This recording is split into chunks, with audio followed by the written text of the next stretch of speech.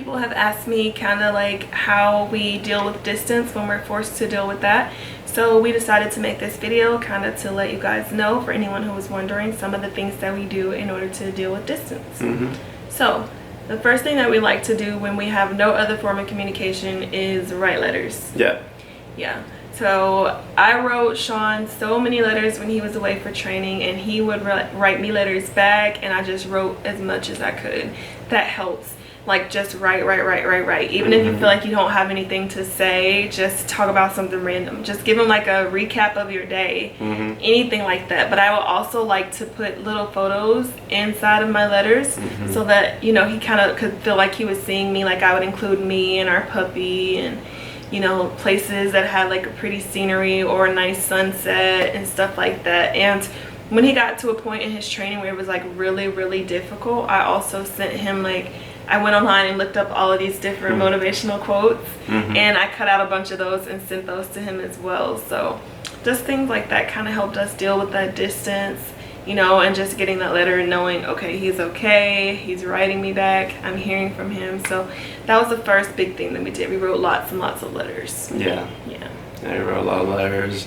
And then you actually do have Wi-Fi when you're overseas. Depends on where you are. So we would use Messenger or email, or so you can FaceTime even sometimes. It's not really all that bad overseas anymore. I mean, depends on where you go though. But yeah, you just do special things. I mean, obviously like Messenger and text aren't always like the most romantic ways to keep things going. So yeah, I mean, I think the traditional one is like FaceTiming. Used to be Skype. But, you know, nobody uses Skype anymore. So we did a lot of that, writing letters back and forth. Phone calls whenever possible. Phone calls. When I was working in California as a nurse, and one time, you know, Sean was deployed, and I got a phone call from what I felt like was him, and I was actually like in the room with my patient at the time, and she had been asking me like kind of my life story. You know how some patients, like, they like to talk about, you know, you talk about your life, they talk about theirs if you're like cool like that. So she was asking my life story, and I was telling her, you know, like, yeah, he's deployed and yada yada, and she was like, oh sweetie, I hope you hear from him soon. Literally after I finished giving her medicine, my phone goes off, right? And it's vibrating in my pocket, and I just look down. I'm like, oh my god, I feel like this is him, because nobody else will be calling me this time of day, like in the middle of my shift knowing I'm at work. And so I looked at her, and she looked at me, and she's like, sweetie, you better answer that. And so I picked up, and it was him. So, you know, it's like, I always have your phone available and always have it ready. Like, if she had a problem with it, you know, then I probably would have tried to be like, excuse myself so I could go answer. But oh my god, like, I would have felt so bad if I wanted to talk to him, or if I had missed his call when he was calling me like at that random time of the day. So we always try to make ourselves available for the unknown calls. There's like an 18-hour time difference. So when he was calling me, it was like smack in the middle of my workday, like so seriously. And that patient, I don't know, she's probably not watching this, but if you are, thank you so much. That meant the world to me, for like, you know, being like, go ahead and get your phone if you're out, you know, you hadn't heard from him. I really appreciated her doing that, because, you know, I didn't really feel, I guess, comfortable answering my phone, but at the same time, I didn't want to miss you. So yeah, that was sweet of her. Emails, that's another thing that we like to do whenever we are out of communication. If like phones may not be available or letters may take too long, we like to email one another. And we try to email quite frequently. And again, just saying whatever. Sean usually likes to do romantic emails, which I love. You know, he does all kinds of poetry, and he wrote me a haiku once. I did. It's beautiful. Maybe I'll share it with you guys. Let me know if you guys want me to share Sean's haiku, if it's okay with him. It's fine. So let me know down below if you want me to share it with you guys, because it's like perfectly, you know how the syllables and the lines have to add up, it's like perfect, and I love it. I read it all the time. I've got a little bit of a cheat. She has a sister, so when it was Valentine's Day, I knew it was coming up, we were gonna miss it. So I was like, well, I messaged her. I was like, hey, I'm gonna send you some money. Like, if I send you some money, could you get those things for me? And I made it a rhetorical question, because, you know, she at least was like, yeah, for sure. and she even vlogged that. We might leave a link right here. We'll put a link in here. I don't know. I think it's like up there. It's somewhere in this general area. So yeah, I sent her some money, told her like what I wanted, and like she totally surprised her while y'all were dress shopping. Actually, I remember. Yeah. That. So yeah, if your significant other has like a family friend, this is for the folks that are deployed. If they have like a brother or a sister or even like a friend that you trust, you can kind of be sneaky in a good way. Yeah. And go through them to surprise your significant other. Yeah, for sure. And I definitely appreciated that because it was like I knew he was deployed, so I wasn't expecting anything, but then he found a way around it by utilizing like the help of my sister, who I really appreciate. Thank you again, Shalise, because it was like I wasn't expecting anything Valentine's Day, and she literally waited until like the perfect moment, I feel like, to be like, surprise, this is from Sean, and she vlogged it, so we have that memory too. So it's just something that I will always cherish, because knowing that like my husband was deployed, but he still found a way to help me celebrate Valentine's Day like he always does. So yeah, definitely utilize any help that you can get from anyone that can be supportive for you in that time while you're gone.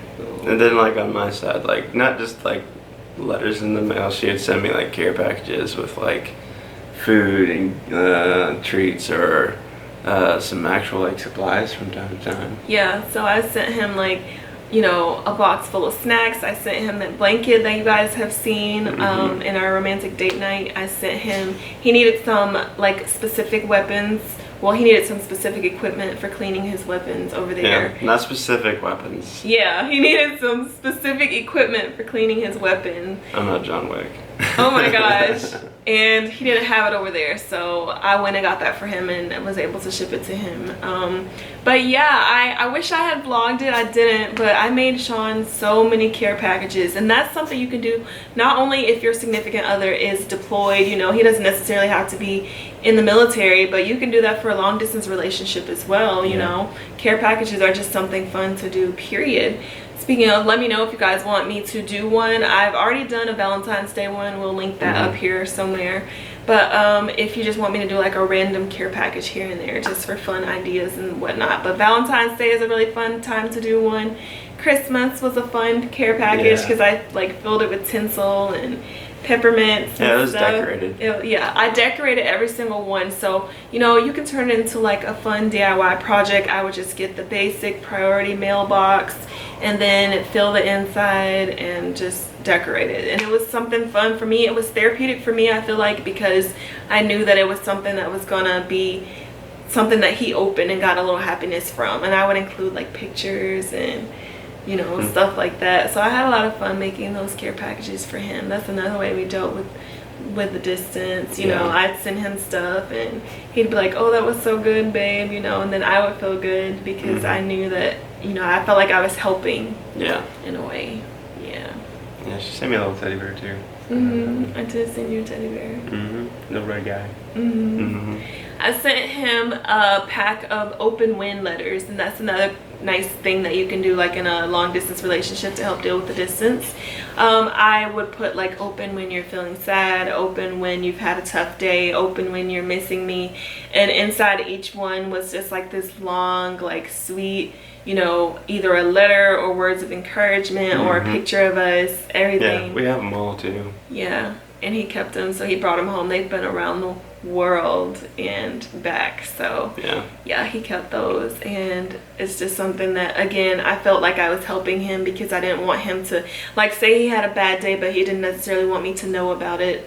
That way it was like I knew but I didn't really know, because he could open the letter where I was like prepared for a bad day, and maybe it would make him feel a little better without actually having me feeling upset. Oh, and ladies, I would always put a little spray of my perfume in Sean's letters. She also kissed some of them. Yeah, baby. Yeah. You tell that part. No, we got keep it spicy. Yeah, so keep it nice. I was kind of scared to do that because I had read on some forums that like if when they're going through your mail, if they smell it, you know, they tease you or whatever. So I asked Sean, I wrote him in a previous letter, I was like, I was gonna put my perfume on here, but I don't want you to get teased. And he wrote me back and said he didn't care. So from that moment on, it was, you know. Yeah. But yeah, you know, just go by what works for you guys. My husband is one, which I'm thankful of this. He is not one to be ashamed of things that he does with me, or ashamed of, you know, in general, the things that we do. And I think that's important because it allows us to focus only on us. And so if people were like, you know, teasing him or whatever, he would never tell me about it because we just focus on us. And vice versa, if someone was teasing me about something I do with him, I would never tell him because it doesn't matter. All that matters is me and him. Yeah.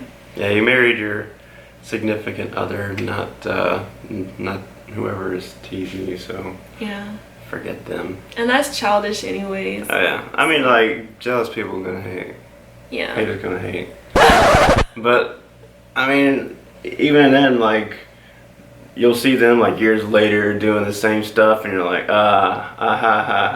so funny, you know. Yeah. You can kind of rub it in. I'm like, are you sure? He's like, I don't care, I'm happy with my wife. And anybody who wants to laugh at that, that's fine, but the joke's on them because we have a nice, happy, healthy marriage. So that's what you guys should do as well. Don't worry about, you know, people making fun of you or whatever, because it doesn't matter. But yeah, so these are some of the ways that we deal with distance, you know, talking whenever we can, however we can, whatever form of communication is available to us, whether it's writing letters every day, emailing back and forth every day, texting every day, phone calls, video calls, all these things we do whenever, you know, they're available to us. I send Sean care packages when he is away. I focus on, you know, the things that he needs, and I write him open wind letters to prepare him for the days that may not be so hot.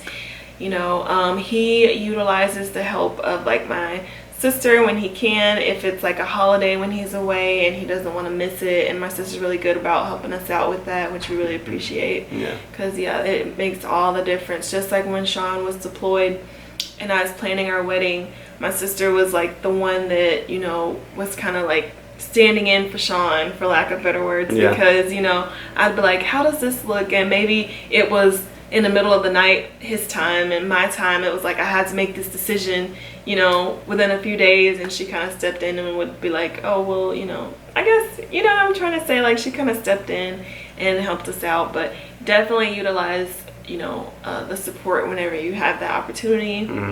And then we just focus on when we're going to be together again. You know, we try not to focus on how much longer we have, but rather we focus on like, okay, only this much time before you come back. The last time Sean was gone was a bit hard for me. Let me go ahead and address that, because I know some people may be like, oh, you didn't really do so well with it last time. Well, that was because not only was Sean away, but I also had to deal with the passing of a family member as well. So that was the more so the sad part about it, versus the fact that Sean was gone. It was that I didn't really have anyone here with me that I felt like, you know, I could lean on in that time. And then like losing my family member, then my husband's leaving for the X amount of time, and my family is over here, you know. So that was more so, like I said, everything on me at once. It wasn't, if like, you know, one of those things hadn't happened, or take one of those out of the equation, I would have been okay. But yeah, so these are just some of the things that we do. We hope that this is helpful to someone. Again, let me know. We have included the links of some of the things that we talked about in our video, and it'll be in the description box as well. But we hope that you guys enjoyed, and good luck. And just remember, whenever you see each other again, it's gonna be so worth it. And let me know if anybody else has any fun or exciting or cool things that you do in order to deal with distance, because we're always looking for, you know, things to make it more fun and spice it up a bit more whenever we are not able to be together. But those are our little tips and our little pieces of advice for you guys on ways you can help deal with distance in your long distance relationship. Hope you enjoy.